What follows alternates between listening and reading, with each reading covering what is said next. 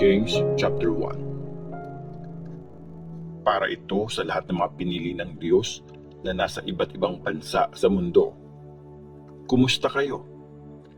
Galing ang sulat na ito kay James, servant ng Diyos at ng Panginoon nating si Jesus Christ. Faith at karunungan. Mga kapatid, maging masaya kayo kung nakaka-experience kayo ng iba't ibang klaseng pagsubok. Kasi alam nyo na pag tinetest ang faith nyo, magiging matibay kayo. Dapat maging matibay talaga kayo hanggang sa dulo para maging perfect kayo, kumpleto at walang kahit anong kulang. Kung meron sa inyong kailangan ng wisdom, humingi ka sa Diyos at makakatanggap ka.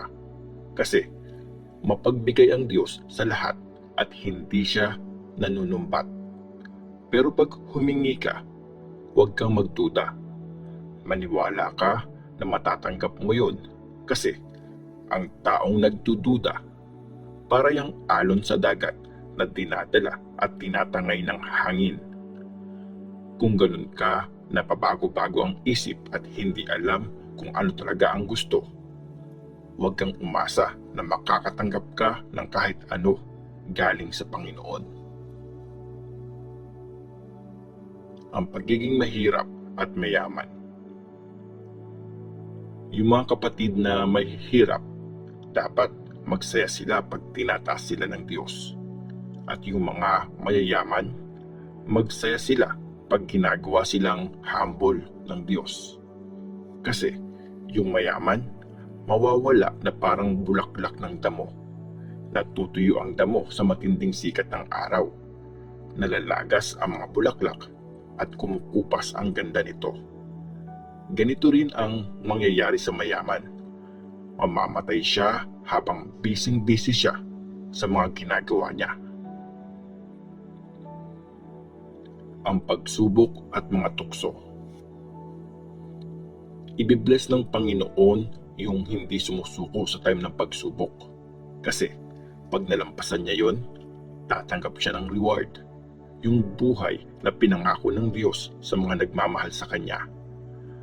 Pag may natutuksong gumawa ng masama, huwag niyang sabihing, tinutukso ako ng Diyos. Kasi hindi pwedeng matukso ang Diyos at hindi rin niya tinutukso ang kahit sino. Natutukso ang isang tao pag naa-attract at nadadala siya ng sarili niyang pagnanasa. At pag napuo ang pagnanasa, nanganganak yun ng kasalanan. At pag malaki na ang kasalanan, tuloy-tuloy na yun sa kamatayan. Huwag kayong magpaloko, mga mahal kong kapatid. Galing sa Diyos ang lahat ng mabuti at perfect na regalo. Siya ang Ama na gumawa ng mga ilaw sa langit.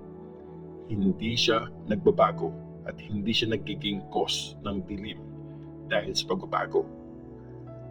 Plano talaga ng Diyos na maging anak niya tayo sa tulong ng salita ng katotohanan para maging first tayo sa lahat ng mga nilikha niya. Pakikinig at paggawa. Tandaan niyo to, mga mahal kong kapatid. Lahat kayo dapat laging handang makinig, maingat sa pagsasalita at hindi mabilis magalit. Kasi hindi nakakatulong ang galit ng tao para magawa ang mga matuwid na gusto ng Diyos. Kaya tigilan nyo na ang lahat ng klase ng maruming gawa at mga masamang ugali. Maging humble kayo sa pagtanggap ng salitang tinanim ng Diyos sa mga puso nyo. Yun ang magsasave sa inyo. Gawin nyo yung sinasabi ng salita ng Diyos. Kung pinapakinggan nyo lang yun, niloloko nyo lang ang mga sarili nyo. Kasi kung pinapakinggan lang ng isang tao ang salita at hindi naman niya ginagawa yun, kagaya niya lang yung taong tumitingin sa salamin na after niya makita ang sarili niya, umaalis na siya at nakakalimutan niya agad ang itsura niya. Pero kung titingnan niyang mabuti ang perfect na batas na nagpapalaya sa mga tao at talagang seseryosohin niya ito, yung tipong susundin ito at hindi papakinggan lang tapos kakalimutan na, ibibless siya ng Diyos sa ginagawa niya. Kung iniisip ng isang tao na religious siya pero hindi naman niya kinokontrol ang dila niya, niloloko niya lang ang sarili niya at walang silbi ang religion niya. Ang religion na totoo at walang kapintasan sa harap ng Diyos Ama ay yung tumutulong sa mga ulila at biyuda sa kanilang paghihirap at yung pag-iingat sa sarili para hindi mahawak sa kasamaan ng mundo.